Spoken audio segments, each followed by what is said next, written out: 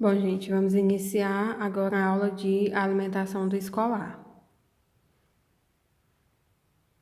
Aqui algumas características, né? Primeiro, escolar. A idade do escolar vai ser de 7 até 10 anos de idade, não é?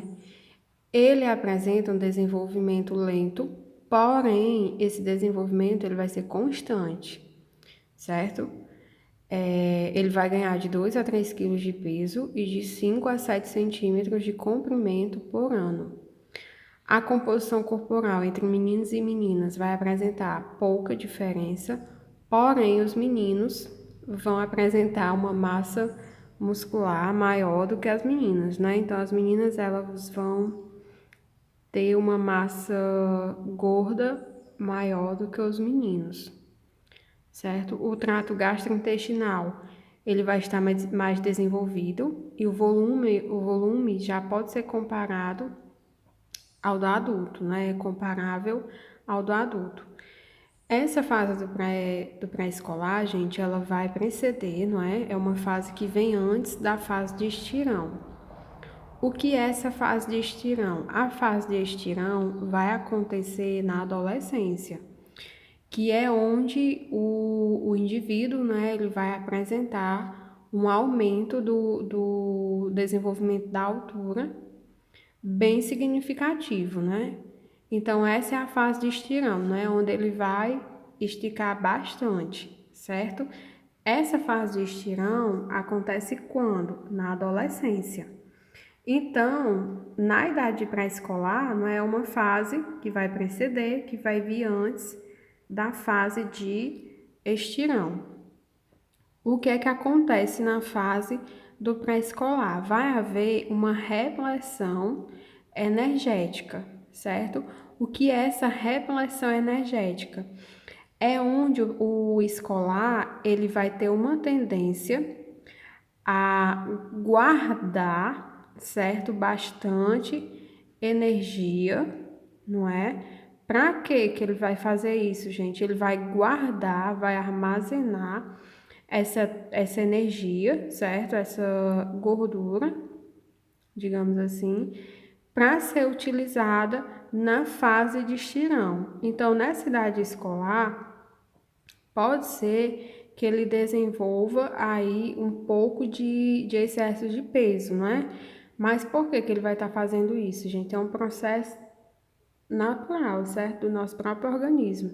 Quando a gente está na fase de escolar, a gente vai ter uma tendência a ganhar mais peso, justamente porque ele vai estar fazendo essa reserva energética, né? Ele vai estar guardando essa energia para ser utilizada nessa fase de estirão na adolescência, certo?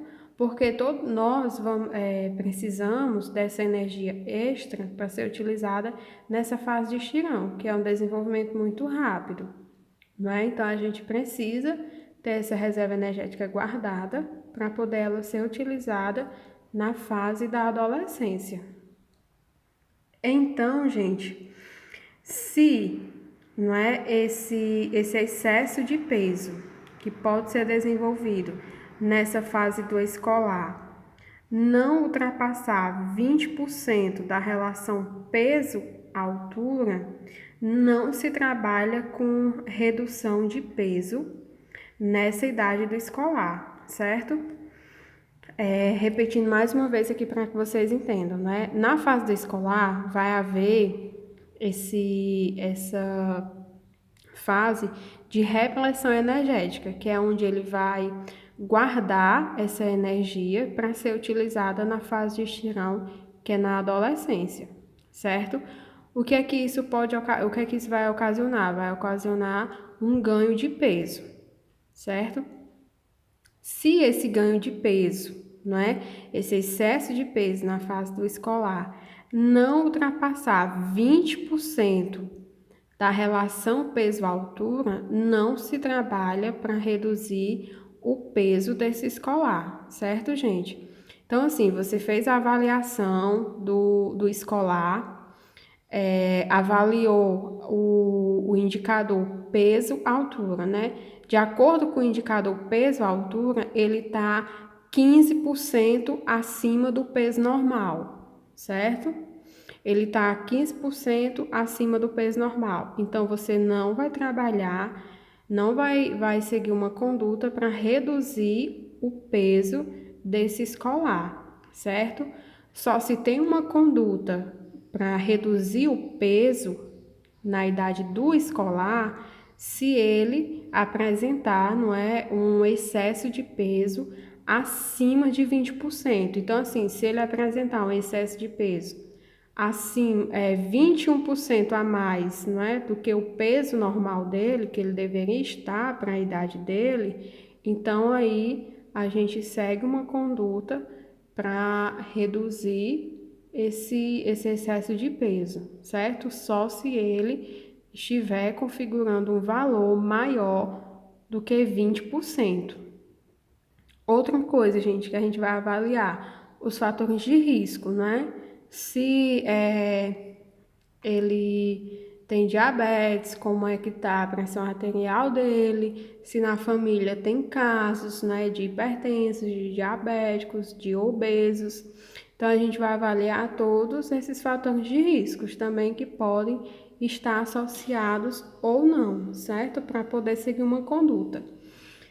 Mas normalmente a gente não trabalha nessa idade com um plano alimentar para reduzir peso, né? Justamente porque essa idade ela precede a fase de estirão, que é essa fase de um desenvolvimento muito rápido na adolescência, então ele vai precisar dessa reserva extra, né, que ele guarda nessa fase de escolar. Mas se esse excesso de peso estiver ultrapassando esses 20%, então aí se trabalha sim para reduzir o peso. E, gente, é importante também salientar que o peso ele está muito associado às escolhas alimentares, né? Então, trabalhar também focado principalmente na mudança, não é, de hábitos. Muitas vezes não é nem questão de quantidade, é mais a questão de qualidade mesmo, né? Então, mudanças de hábitos alimentares, né? Inserir hábitos alimentares saudáveis, substituir sanduíches, hambúrgueres, biscoitos recheados, bebidas açucaradas, todas as guloseimas, né? Tá substituindo esse tipo de alimentos por frutas, verduras, legumes, enfim. Tá fazendo escolhas mais saudáveis também já vai ter uma mudança bem significativa. Algumas características aqui, não é? Ele vai ter uma maturidade maior, não é? Psicomotor e emocionais, então isso aqui vai influenciar principalmente nas escolhas dele, certo? Essa maturidade. Vai ter uma interação maior social, então, assim, isso também vai influenciar nas escolhas dele, não é? O momento que ele já vai ter um contato maior com coleguinhas, né? Ele já vai ter amiguinhos, então também isso vai influenciar bastante, não é? Porque principalmente a alimentação é um ato também de socialização, né? A gente consegue se socializar com outras pessoas através da alimentação. E como ele não é 100% ainda, não é? Não está formado, não tem o caráter formado ainda, então tem uma tendência muito a ser manipulado, ou então ter um hábito igual dos amiguinhos, dos coleguinhas, para poder ser aceito naquele meio social, não é? Conseguir participar daquela certa turma, não é? Então isso também pode estar influenciando, certo? Decide gostos, preferências e aversões, né? Nessa fase que já está bem decidido o que ele não aceita de forma alguma. A socialização e independência, né? Melhor aceitação dos alimentos e preparações novas. Então, aqui nessa fase, ele já não vai ter aquela fase de perguntar antes, não é? Querer saber, investigar, como tem na fase do pré-escolar. Então, ele já vai ter uma aceitação melhor, certo? A novos alimentos e a novas preparações, sem fazer tantos questionamentos. E uma maior independência e segurança motora, né? Nessa fase aqui, gente, nós podemos ter duas vertentes. Tanto ser um escolar muito ativo como ser um escolar sedentário, certo? Ele pode ser um escolar que ele estuda pela manhã, ele faz judô à tarde, ele faz natação, enfim, ser aquele escolar 100% ativo, né? Que ele quer fazer tudo. E tem que ter um certo cuidado também, porque muitas vezes quando ele quer fazer tudo, acaba enchendo muito a rotina dele e ele acaba esquecendo de quê? De fazer a alimentação, certo? Também não pode. Ou então ele pode ser aquele 100% sedentário que chega do colégio, se joga no sofá com a farda, faz todas as refeições em frente à televisão e não quer fazer mais nada. Então, assim, qual o risco para esse escolar 100% sedentário? O risco de obesidade, não é? E principalmente também porque, gente, ele não vai conseguir compreender que ele está comendo, se ele está no celular ou se ele está na televisão, certo? Então, tem que ter cuidado, né? É assim, ter uma rotina, certo? E ter um horário estabelecido para tudo, né? Chega do colégio, tomar banho, almoça, descansa um pouco, faz atividade, depois você assiste televisão. Ou então, depois que você assistir televisão, vai para uma aula de natação, vai para uma aula de judô, enfim, o esporte que ele se sentir não é atraído. Alguns erros, né, que acontecem na fase do escolar. Ingestão energética inadequada, certo? Que aí acaba ocasionando uma desproporção tanto dos macronutrientes, não é? Uma baixa ingestão de cálcio. O que é que acontece? Nessa fase aqui, gente, pode ser que eles desenvolvam uma certa rejeição ao leite, certo? E o que é que isso vai levar? Uma baixa ingestão de cálcio, né? Principalmente porque os leites derivados são a fonte principal desse mineral e pode acabar prejudicando a mineralização óssea, que ocorre principalmente nessa fase, né? Que é a fixação do cálcio no osso. Outro erro também que pode acontecer é um consumo baixo de frutas, verduras e legumes e, consequentemente, né? Como esses são alimentos fontes das fibras, principalmente, um consumo baixo de fibras. É importante salientar, né, que nessa fase também deve continuar, certo, a oferta desses alimentos e a formação do hábito lá atrás, né, desde a introdução alimentar, é de suma importância para que ele aceite. E o hábito alimentar da família também, né, se a família tiver o hábito de consumir, ele também vai apresentar uma rejeição bem menor. Outro erro que é bastante comum acontecer, gente, é a recusa, não é, de fazer o café da manhã. Alguns escolares, eles acordam, né, relatam, né, acordar sem essa vontade, mas como eu costumo falar, tudo é hábito alimentar, certo? Tem pessoas que tudo é rotina, na verdade, né?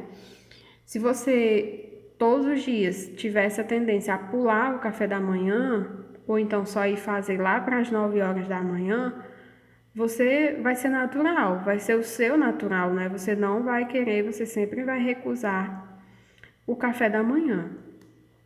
Mas então assim, e tentando, né? Todos os dias come um pouquinho no café da manhã, que aí quando for com um período de uma semana, no máximo, você já vai acordar com fome, né? Já vai acordar pensando no café da manhã.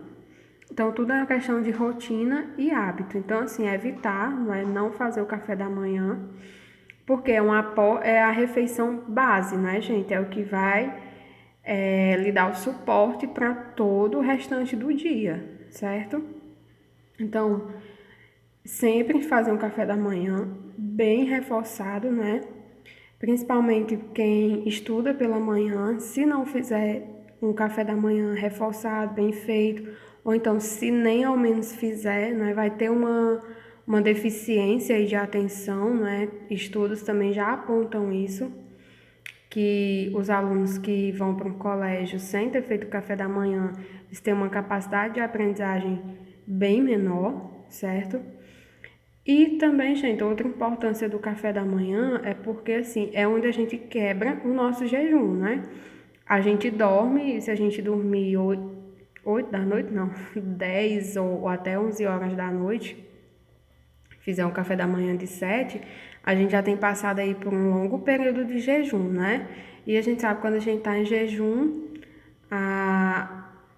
tanto a gente começa a produzir o ácido do nosso estômago, né? Que aí ele pode ser prejudicial para a mucosa do próprio estômago, causando uma inflamação. Então, por isso que é importante, logo de manhã, mais cedo, quando a gente acorda, fazer o café da manhã também, fazer uma refeição. E também porque pode haver uma redução das reservas energéticas, né? Quando você está omitindo uma refeição. Fracionamento inadequado, né? O que é o fracionamento inadequado? O escolar ele começa quando o escolar começa a pular as refeições, ele começa a omitir algumas refeições. Então é adequado que ele faça de 5 a 6 refeições por dia. Não fazer substituição das refeições principais, né, por lanches, certo? E os horários irregulares também. É também um erro da alimentação do escolar, né? Que aí acaba causando o quê? Os horários irregulares. Ele acaba tanto omitindo refeições, como ele acaba, digamos, se ele for fazer o almoço muito tarde, não é? O que que vai acontecer? Ele fez o café da manhã, não fez o lanche intermediário, né? O lanche, digamos, das 9 da manhã. Aí ele vai fazer só o almoço. Aí o almoço ainda passou da hora dele fazer a refeição almoço. Então, o que que acontece? Quando ele for almoçar, ele vai consumir uma quantidade bem maior do que o que ele deveria. Por quê? Porque ele fez um intervalo maior entre uma refeição e outra do que o que deveria e ainda ultrapassou do horário. Então, o que é que isso vai levar? Um consumo excessivo de alimentos em uma única refeição, né? Como nós sabemos. Tem sido até bastante debatido, né? A questão de se realmente funciona, se tem que comer, se tem que fazer de 5 a 6 refeições por dia. Mais uma vez, gente, tudo vai da individualidade, não é? Da pessoa, da rotina, da necessidade também do indivíduo, né? Nós temos que, cada caso é um caso, né? E tudo também tem exceções. Isso tem sido bastante debatido também na nutrição. Mas, assim, o que que a gente vê? Experiência própria, né? Assim, quando a gente passa um longo período sem se alimentar, quando a gente vai fazer a próxima refeição, a nossa fome vai estar bem maior. O que é que a gente faz? Sobrecarrega aquela refeição que vamos fazer, né? Então acaba consumindo mais do que o que deveria uma única refeição. O que acaba influenciando também, que a gente sabe, o ganho de peso, como também sobrecarrega a digestão, né? E influência, gente, principalmente do hábito alimentar dos pais, né? Como é que um pai ele vai falar para um filho que ele tem que comer frutas e verduras se ele não come, né? Os pais, nossos pais, são os nossos exemplos que a gente tende a seguir, né? Do que é certo e do que é errado. Então, assim, não adianta falar não faça se o pai e a mãe faz, né? Até porque vai causar uma confusão mental, né? Ele não vai entender. Como assim? Eu não posso fazer, mas meu pai e minha mãe faz. Algumas condutas, né? Ter os horários regulares, né?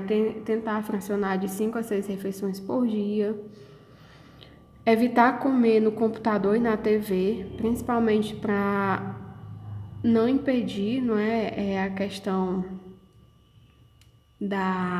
do desenvolvimento, da sinalização, né, do estímulo para o hormônio da saciedade, porque, como eu já falei, se tiver com a atenção ou no computador, ou na TV, ou no celular, que muitas vezes é o que acontece, não é, nessa fase, ele não vai conseguir, não é, repassar a informação de que está se alimentando e, consequentemente, não vai conseguir ter o estímulo do hormônio da saciedade, então vai consumir bem mais do que o que deveria, ou então, logo após a refeição, já vai sentir fome novamente, né? Porque ele não compreendeu que ele comeu e que ele estava saciado. Mastigação sem pressa, certo, gente? Mastigar bem os alimentos, né? Também tanto ajuda na digestão, né? Facilita na digestão, como também no ganho de peso. E também aqui a mastigação também ajuda, certo? No estímulo do hormônio da saciedade, né? Porque se você comer muito rápido, você nem consegue mastigar direito. E também não vai ter o tempinho de 10 a 15 minutos para poder ter a informação do hormônio da saciedade. Introduzir novos alimentos e preparações novas. Evitar o consumo de defumados e embutidos, porque, como eu já falei, né, esses alimentos eles contêm uma quantidade de sal muito elevada, aditivos, conservantes, vários condimentos. Não ingerir alimentos nos intervalos, entre uma refeição e outra, né? Não tá comendo biscoitos, principalmente não tá ingerindo muito a questão de bebidas açucaradas também, porque vai acabar desenvolvendo, né, uma falta de apetite para a próxima refeição. Se eu fiz o café da manhã e logo depois, né, com uma hora e meia depois, eu vou comer um biscoito recheado, então eu vou tomar um suco, então eu vou tomar um refrigerante. Quando eu for fazer a próxima refeição, que seria o lanche das 9, eu não vou estar com fome. Então, tá evitando, né? Evitar também as guloseimas. Uma exceção, gente, para as guloseimas é como eu falei, na questão das festinhas de aniversário, não é também não restringir. Porque se você restringir 100%, quando ele puder consumir, quando ele tiver a oportunidade de fazer até escondido dos pais, ele vai fazer. Porque nós sabemos, né,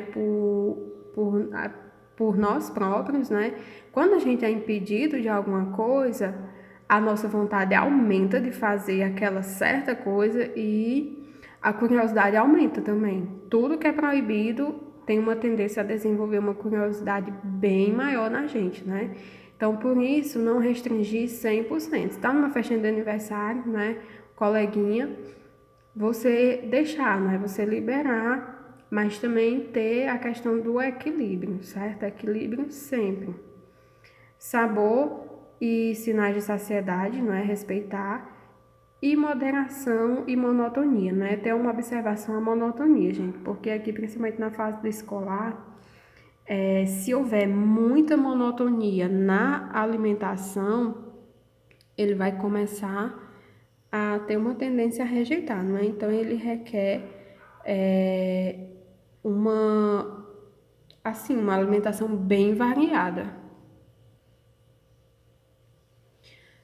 Aqui ter a presença de hortaliças, né? Todos consumam a mesma refeição, é o que eu falei, né? Não adianta o pai e a mãe dizer que ele tem que comer salada, verduras e legumes nas refeições principais, se eles não consomem, né? Então, assim, tentar, não é, manter o mesmo padrão de alimentação, todos da casa.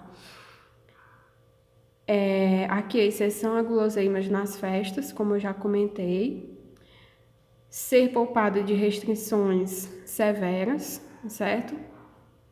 Porque normalmente quando você restringe muito, né, tem uma restrição muito severa, é como eu falei, quando tiver a oportunidade de consumir, vai consumir. Aí pode acabar desenvolvendo o quê? Obesidade, principalmente também desenvolve bastante ansiedade, né?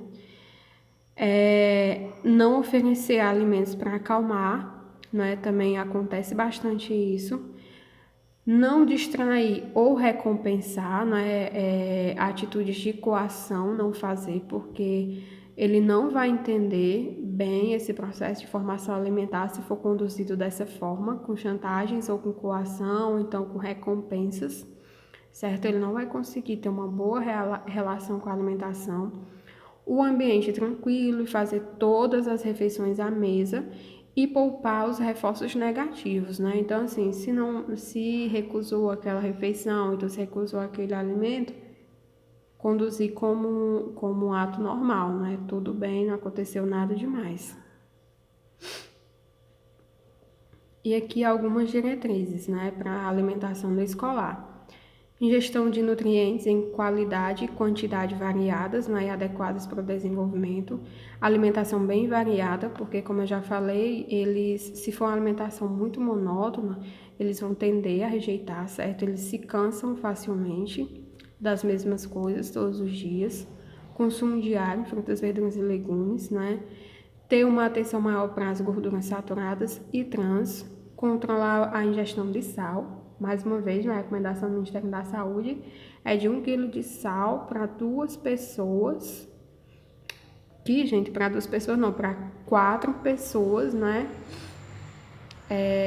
Fazendo todas as refeições em casa. Consumo adequado de cálcio, certo? Principalmente porque ele vai estar na fase de mineralização óssea. E controlar o ganho de peso excessivo, certo? Importante, gente, é que muitas vezes o ganho de peso nessa idade está relacionado à qualidade da alimentação, certo? As escolhas que estão sendo feitas. Aqui a pirâmide alimentar, né, para a idade de escolar.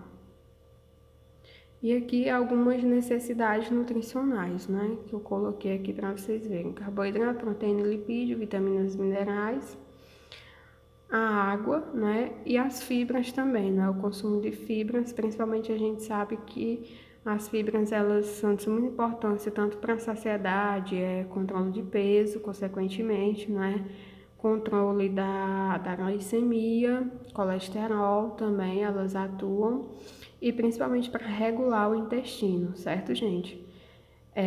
Aqui nós também encerramos a nossa aula do escolar, certo? Qualquer dúvida, me mandem.